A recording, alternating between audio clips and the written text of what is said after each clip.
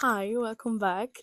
It is yet again monthly wrap up time, and if you couldn't tell by my voice, I am sick, so if I sound a bit nasal, that is why. But also, this month seemingly was kind of sad and grim when it comes to my wrap up, just because simply, well, I didn't read anything. The only book that I read a few pages of was Maurice by E.M. Foster, and don't get me wrong, I'm absolutely loving it. I just wasn't in the reading mood at all this month. I think I was kind of, I don't know, maybe not necessarily in reading slump. Just think I did a lot of reading the month prior, and I was sick, and I started a new exciting job that's taking my creative juices at the moment, and I of course focused on my YouTube channel, which includes reading books. I just really haven't had the time. Speaking about focusing on my YouTube, I just very recently hit my first 500 subscribers, which I'm very excited about. I literally screamed out of excitement. This means a lot to me, so if you're watching and you're subscribed, thank you so much. And if you're watching and you haven't subscribed yet, please feel free to do so. I very much would appreciate it. And yeah, I just was so excited about that. I really that was like my end of the year goal, and I already hit it in the middle of the year, which is super fun. And maybe we can get some more to the end of the year. And yeah, like always, please tell me what you've seen this month, and if you've seen any of the things that I have watched this month. And I think it's going to be pretty short wrap up. I think I'll talk about the movies I did watch more extensively than usually, just to fill up some time, because I really didn't read a single thing. And movie watching as well, I didn't really watch that much. I'm currently rewatching Shadowhunters, which is a TV show which I usually don't put in my wrap ups, but I thought I'd mention it just because I don't have that much else to talk about.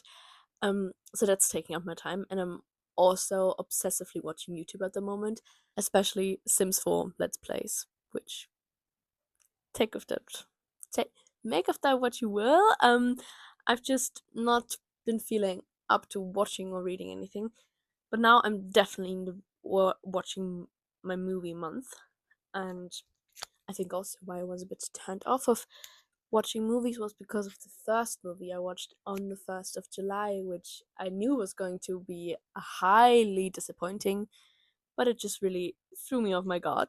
Pirated Snow White 2024.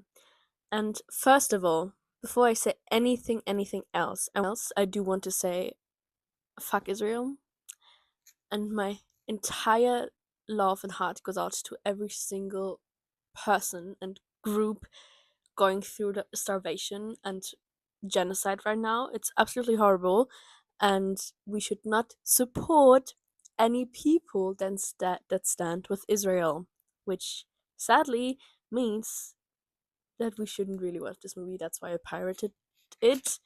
And but I shall not even mention the Evil Queen. Horrible acting. First of all, this is the Snow White retelling from this year, and the one who must not be named, similar to the author of the book that this quote is from. Horrible actor, horrible actress. I It's crazy to me how bad of an actor a person can be and still get so many jobs. Like, I could not take a single thing that she said seriously in this movie. However, let the movie was directed by Mark Webb, and it stars basically only Rachel Zegler, and that is the entirety. That's the entire reason I ever wanted to watch this movie was because of Rachel Zegler. I hate how what they did with the dwarves. I hate one of the main cast people, and I think there was also a lot of things that went wrong in production and how Rachel was treated even. And I love Rachel Zegler. I'm a huge Rachel Zegler fan. She deserves the world, and she's getting her flowers, and she deserves even more flowers. She's wonderful. She's amazing. She's so talented, and she's really the only good thing I have to say about this movie. I, of course, went into this with a very negative mindset. I wasn't really open for that opinion to be changed. And it wasn't. It didn't even try to change my opinion. Yes, Rachel looked gorgeous. Yes, Rachel acted the best she could with the script and the castmates given. Just. I do have to say, because that was part of the controversy, is how they changed the story. Um, I did not mind at all. I think they did a really good job at making the story more modern, but still staying true to its original idea. Um, I liked, I really liked the changes they made to it. Just they should have reshoot it, reshot it with a new cast and new writers and new costume designers and real people. Anyway, it's my review of Snow White, and like I mentioned before, I watched this and then I on the 1st of July, and then I didn't watch another movie until the 21st of July, which this big of a gap I haven't had in a long time. But the next two movies I watched might be for a video that's going to come out, so you're getting this special inclusive insight on a video I'm filming, which surrounds watching iconic movies that I've always wanted to watch. I'm putting the iconic in quotes because maybe not everyone thinks they're iconic, but they're really in the letterbox bubble that I am in. The girlies, they love these movies, and so I watched these two. And the first one of those is Uptown Girls, and I know you're probably thinking, "Oh my fucking god, Diana, you've only just watched Uptown Girls." Yeah, maybe I did, but I'm obsessed. I have not stopped thinking about this movie. The few days after I watched this, I recommended it to everyone I know because I know that most of my friends haven't seen it yet. And oh my god, I should have watched this way earlier. But I do think that if like 16-year-old me would have seen this, she would have been even more depressed than she was. So maybe it's good that I've watched it now in a bit more of a stable mindset, dare I say. Uptown Girls is from 2003, directed by Bose Jakin. I really don't have a clue how to pronounce that name. And it stars none other than the icon, the legend, Brittany Murphy, and Dakota Fanning when she was this small. She was this small. If you don't know what Uptown Girls is about, we follow Brittany Murphy's character, who's this. What's her name? We follow Molly Gunn, who is portrayed by Brittany Murphy, who is this rich girl, but she's only rich because her parents died and her dad was this famous rock star, and she's living this glamorous, delicious, overspending life in New York. And then she runs out of money. She's thrown out of her apartment and she needs a job. And she remembers that one of her friend's clients' daughter was needing a new nanny, and she becomes this girl's nanny who's played by Dakota Fanning, and she's this very stoic, stern, clean freak, dare I say, and it's just the most wonderful movie. It's basically they both learn from each other throughout the entire movie, which is so amazing to see because it's like inner child healing and also child healing, because both of them are going and went through a lot. They're both so young, and it's just absolutely incredibly well made. It's cinematically beautiful, and the storyline is one of the best I've ever seen. And I cried my eyes out. Insert here. I was not doing well. I was emotionally destroyed in the best possible way. I gave this absolutely a 5 star. I love, love, love, love, love this movie. I shall be rewatching very soon, and this will. I also, after I finish it, I was thinking I might add it to my top four, which my top four has been my top four for a long time. But I haven't done that yet because I wouldn't know what to take out of my top four.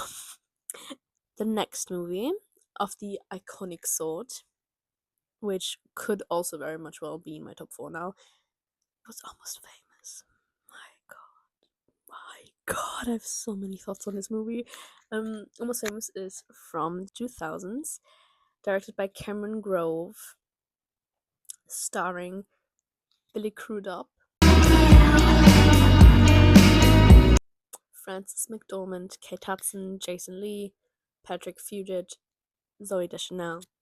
Packed cast, very much packed cast. It also stars Fairuza Balk, which I was surprised by. And as a huge Hunger Games fan, it was also starring Philip Seymour Hoffman, which crazy, and Jimmy Fallon. Anyway, um, getting off track. I've had Almost Famous on my watch list ever since I've had Letterboxd. Just it never was on my radar before. I don't know why, but I think I definitely have to make space for this one on my top four because this movie is so me, and it's just so wonderful. And anyway, if you don't know what Almost Famous is about, Almost Famous follows 15-year-old William Miller who wants to be a rock journalist, and in wanting to do that, he meets this band called Stillwater. He goes on tour with them. He interviews them, tries to interview them, and it's very much reminiscent. Well, this came before, so maybe the other way around. But it reminded me a lot of Daisy Jones and the Six, of course, which is basically the same plot: a fictional band touring, lots of relationship drama, lots of band drama, lots of industry drama, hot actors. And anyway, that's what Almost Famous is kind of about. And I really didn't know much about this movie going into it. I only knew the vibes. I knew it was 70s. I knew it was band on the road, and that's definitely what I got. I cannot believe it took me this long to watch this movie. This one I've truly not stopped thinking about. And picture this. The band that this is about, Stillwater, has not been introduced yet. Our main character, William, is on its way to a venue to possibly interview. Who was interviewing? Black Sabbath? That seems wrong. Metallica? Anyway, he's supposed to interview this other band, and then Stillwater steps out of their tour bus, gets into the venue, and is stopped on the way by William, who introduces himself, and they don't really give him a chance, start walking away from him, but he convinces them to take them in. And the myth, the legend, Billy Crudup, turns around. And my heart does a little pitter patter thing. I haven't had a new crush on a man, sadly. Well, disappointingly on a man in a long, long time. And I usually have like my four main people that I go crazy for. Luckily for me, the actor in question only looked the way he did for the role. Because if the actor would have looked like that in real life, like the vibe, the rockstar vibe, that would have been my new obsession. But now I can only obsess over the character, which is good because it's like a smaller part to obsess about. Oh my god, I haven't felt this way since, like, what was similar? I felt like I had like a reawakening. Hopefully not a straight reawakening. No, I'm kidding. Um, while we're talking about the band, let's talk about Kate Hudson. She's so gorgeous. She's always been gorgeous, but she's so gorgeous in this. I think the 70s wardrobe did so many good things for her, and I loved her character so much, and I was so happy for the character's ending. All the girls in this are absolutely gorgeous.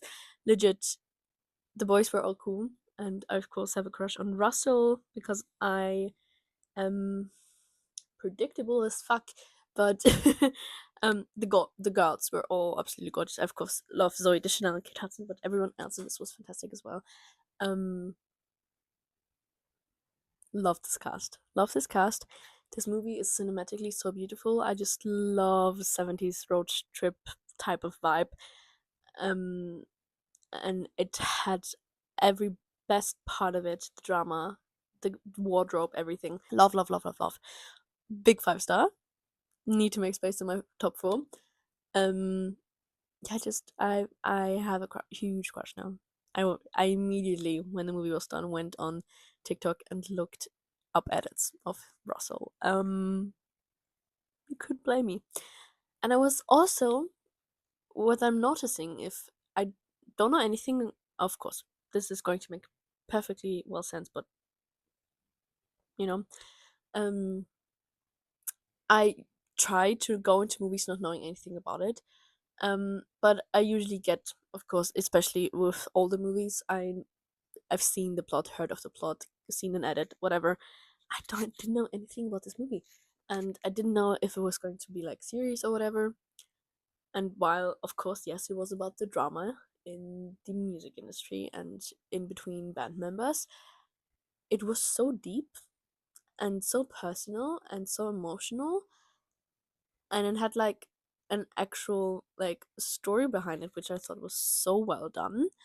I was truly taken by surprise by how much this caught me emotionally, and I really loved that. And so many, like every character felt like real and had like a meaning behind everything they did, and growth, character growth, which is amazing. Um, Now, two more movies. One was a rewatch. One was a new watched in cinemas, new release the day of. Was the Fantastic Four: First Steps.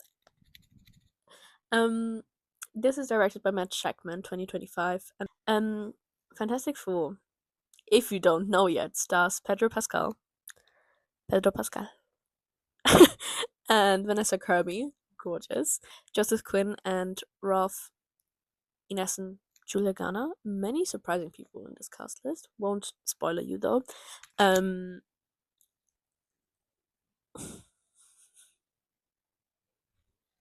Absolutely surprised by how much I love this. I've I've watched the original Fantastic Four, just not that recently, like very long ago, and it just never like wasn't my fixation on the MCU.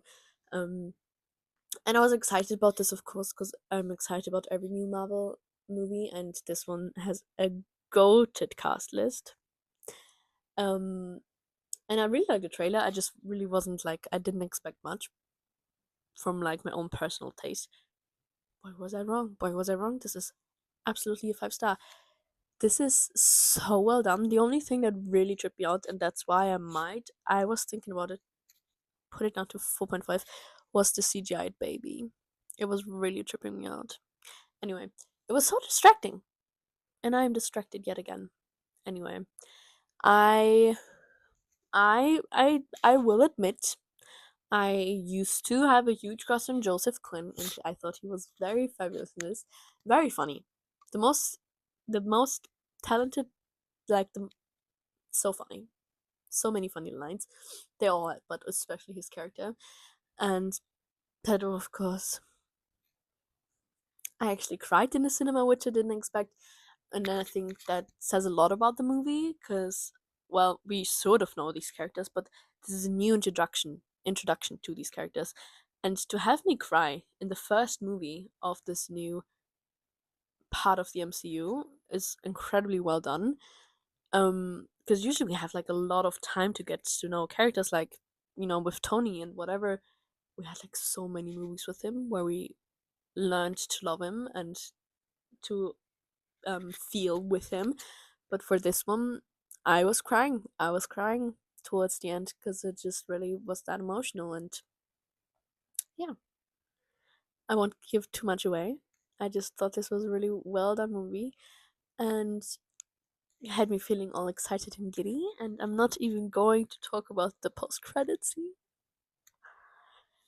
If you have seen the movie and you know me at all, you will know. You will know how much I was screaming, crying, throwing up. Insert here.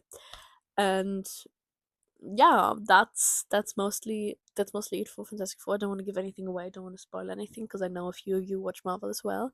So if you have seen it, please, please, please send me a DM or comment on here.